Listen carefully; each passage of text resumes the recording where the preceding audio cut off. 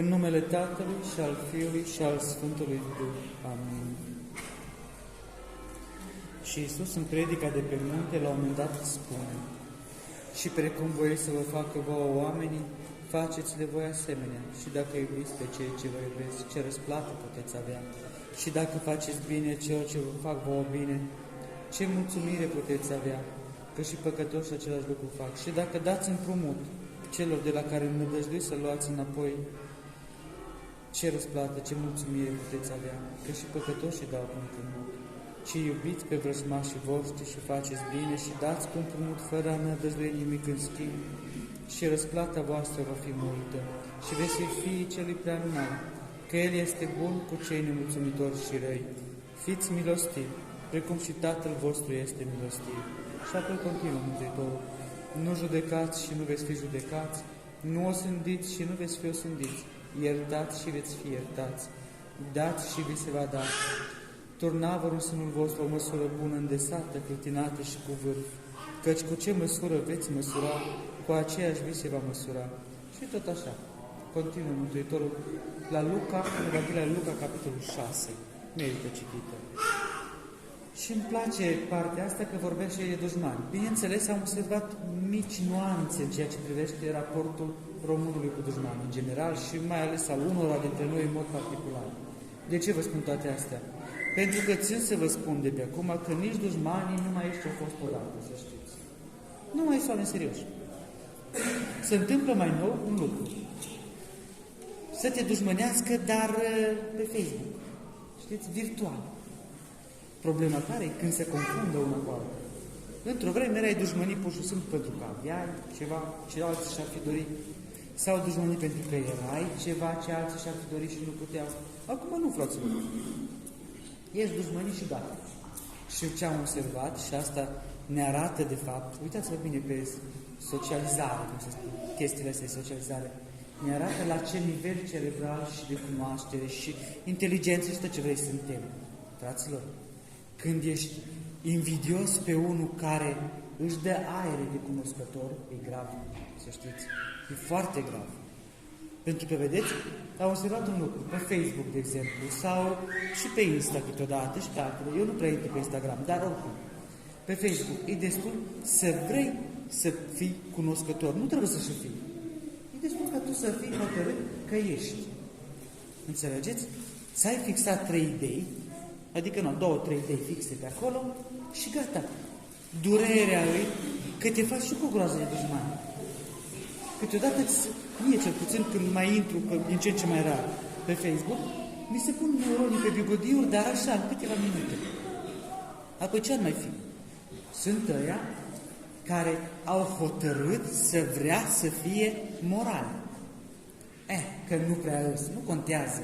Important e că ei au hotărât așa. Și ce ajung? Moraliști. Și o diferență, dragilor, mare diferență chiar, între a fi moral, ceea ce e foarte greu, că trebuie să trăiești, și a fi moralist, a încercat să faci pe alții să trăiască după cum crezi tu că ar fi bine. Apoi nu mai spun de, mai să vorbești de filtrele de pe Instagram, nu ești frumos, nu are nimica. Să rezolvă, frate, ți-ai pus un filtru, 2 și bineînțeles, iar te rești pe dușmani. De ce am pornit de la toate astea? Pentru că, pentru mine, cel puțin, a început curățenia de toamnă. Avem 2 canale pe YouTube unde mai activez și eu, am început să mai blochez pe acolo, am mai dat niște blocuri pe Facebook, am început să fac curățenie de toamnă. De ce? Păi, fraților, una e să ai oameni care știu printre prieteni și alta să ai oameni care cred că știu. Omul care crede că știe îți sparge capul. Nu stă la povești. Omul care știe, în schimb, se dă un pic în spate. Am asistat nu de mult la o discuție virtuală între, hai să zicem așa, Gică, ce era în America, și Gigel. Serios, amândoi trăiau în țări occidentale, unde, bineînțeles, imperialismul în floare, libertatea, nici n-are rost să vorbim de ea, că nu mai există, și Gigel a postat o poză, că aia o să devine toată treaba, nu? Cu Putin călare pe urs sau pe ce era, poate ați văzut-o și voi. Și admirația lui pentru sistemul ăsta. Perfect. Și apare Gică care nu are de lucru, se vede că Gică al nostru Orice asemănare cu persoane reale, să știți că nu întâmplă. Gica al nostru, om cu scaunul la cap, zice, bă, dar trăiești în America și îți permis să înjuri sistemul. Ok, dar ai trăit și în Rusia să vezi cum e. Te-ai dus să vezi și acolo, să fii de la fața locului, dacă tot te informezi. Vai de mine! Ce și-a auzit omul ăsta? Pentru că gica al nostru credea că știe. Înțelegeți voi? Avea 2-3 idei fixe și gata. Și ce faci când te alegi cu dușmanii din ăștia? Asta e întrebarea mea. Ce mai faci cu așa dușmani? În afară de a le da bloc și gata, că n-are rost să riști tot timpul când deschizi un site din ăsta de socializare să-ți pui neuronii pe video. Deci cam asta, dragilor. De multe ori apar frustrări, apar tot fel de sentimente de inferioritate și dușmănii, de ce nu, ură, care pornește de la virtual, atunci când nu se ocupă realitatea cu dorința, cu ceea ce pare. Fiecare și-ar dori să fie mai bun sau mai frumos. Dacă nu poate în viața reală, face online. Problema e când chestia virtuală devine ură reală. Să vedeți acolo ce iese. Înțelegeți? Și asta e. Ce-mi place mie, în schimb, la creștinii de Facebook. Vai de capul meu. Și ăștia au dușmani, să știți. Dar nu pe dracul. Dracul e o chestie depășită. Dracul nostru cred că a intrat în stand-by. Stă și se relaxează, că nu mai are de ce să activeze. Pe ce se supără creștinul în ziua de astăzi? Eventual pe prietenul, pe vecinul, dar chiar de lângă el, dar scrie pe Facebook, care e prostovan. Ar trebui să canalizeze energiile pozitive ale Universului și el le scoate doar pe alea negative. Vă dați seama ce? Trebuie să fii picat în cap. Pe lângă asta mai strângi și feng shui-ul și închizi chakrele cuiva din vecini. Să nu-i dai în cap la unul așa un om? Creștinești? Da. Dacă pui o poză cu Arsenie Boca, oricum te-ai scos, ești creștin bun, nu contează ce aberanță scoți. Nu contează că ai în cap un mărmăzău de chestii care nu au nicio legătură cu a fi creștin. Important e că pari. De ce vă spun toate astea? Ca să mă explic de ce nici dușmanii nu mai ești ceea ce erau într-o vreme, fraților. Să ai cu cine te certa față în față. N-au curaj majoritatea. Dar te înjură pe Facebook, fără probleme. De ce vă spun toate astea? Fraților, ceea ce contează, în mod normal, e să fim ciudați pentru lumea în care trăim, să știți. Pentru că în ziua de astăzi, să fii blând, că asta înseamnă să fii creștin. Să ai blândețea aia, delicatețe în tine. Să fii blând de o ciudățenie. Dar las că mai bine așa. Să ai bun simț, nici nu mai vorbim. Să ai un echilibru în tot ceea, nu numai ceea ce citești, ce faci, ce dregi, dar și ce urci pe social, să știți. Să ai un echilibru acolo și un pic de bun simț. Ar fi super. Dar, deci asta, e normal, e superb, dar e anormal. Și de aceea vă spun, dragilor, aveți grijă la dușmani. Dușmanul real e o treabă. Merită să te superi pe el, eventual să-l provoci la o discuție, să vezi ce poate capul, de ce. Dar cu dușmanii virtuali, n-ai ce face. Vă sfătuiesc să faceți ca mine, nu știu dacă e bine, dar oricum, uite un bloc și gata. Nu mai pun mintea cu toți creștinii noștri, creștinii cu ghilimele de rigoare, cu profilul plin de poze cu Maica Domnului și cu Părintele Arsenie Boca, dar care, dacă ai îndrăznit doar să scrii un cuvințel care nu-i după mintea lor, te-au făcut albie de porci. Ăsta nu creștinism, fraților. Un creștin care eventual mai crede și în reîncarnare, mai știe că se poate certa cu celălalt pentru că nu e compatibil după zodie, nu? Leu și cu Gemeni se știe că nu se înțeleg. E normal să ne dăm și în cap, nu? Asta e creștinismul din ziua de astăzi, fraților. Asta e. Dracul a intrat în stand-by, s-a pus în vacanță, se relaxează. Românul a trecut de la oculta mondială, mai rămas doar extremiștii pe acolo. Pe oculta mondială, Bill Gates, Soros și altele. Au trecut frumușel la omul ăla ce-ți închide chakrele, ignorantul care nu știe că tu trebuie să canalizezi energia Universului și la poza, bineînțeles, nelipsita poză cu Părintele Arsenie Boca.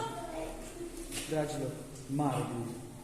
Dacă tot ce se întâmplă în virtual îți afectează viața reală, ar trebui să te gândești unde ai greșit. Ce e în virtual e acolo. Ideal ar fi să putem face diferența. Dar, din păcate, nu ne prea ies. Asta vreau să vă spun astăzi. Iubiți pe dușmanii voștri. Gigel din America nu are cum să iubească pe Gică din Australia pentru că nici nu s-a cunoscut. Ce să mai iubești? Din iubire de bloc. De exemplu, de virtual. Din asta. Fiți milostivi. Să ai găsit cu cine. Să fii milostiv cu unul care vede doar așa și îți pune neuronii pe bigudul de fiecare dată când te întâlnești cu el? Nu cred. Cea mai faină formă de milostenie să-i dai un șut și să pleci. Simplu. Nu vă îndemn la violență, bineînțeles. Nici la comentarii aiurea. Dar ce-mi doresc să nu vă puneți în minte. Nu are rost. Că știi cum se zice pe la noi. Prostul te coboară la nivelul lui și te bate cu experiență. Nu înseamnă că suntem genii, să nu înțelegi greșit. Nu suntem nici nu mai deștepți ca alții. Dar totuși, vorba lui Ion Creangă, când mă uit la mine, mă cutremur. Când mă uit în jur, îmi crește inima. Știți? Aveți mare grijă la dușmanii virtuali, aveți mare grijă la ce puneți, ce urcați pe net, la ce pușați și la ce băgați în seamă. Pentru că, iar mă repet, nici dușmanii nu mai ești ce-au fost pe la e păcat. Și să vrei să te bați cu cineva, nu mai e cu cine, de toți copiii. Din asta. Asta vreau să vă spun astăzi, mai ales că avem și sărbătoarea Acoperământului Maicii Domnului. Știți cât amar de poze s-au urcat pe net în ultima perioadă pe tema asta? O grămadă.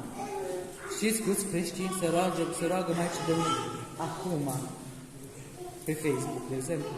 Și după aia, pa și pu. Știți câți creștini au uitat că Maica Domnului trebuie să fie și un model de blândețe. De unde credeți că învăța Hristos sapiența? Ce înseamnă sapiența? Rădăcina ei, de fapt, gust. Nu doar să cunoști, ci să guști o idee, să guști un lucru. Toate astea Hristos dă dovadă că le știe. Dumnezeu gustă viața.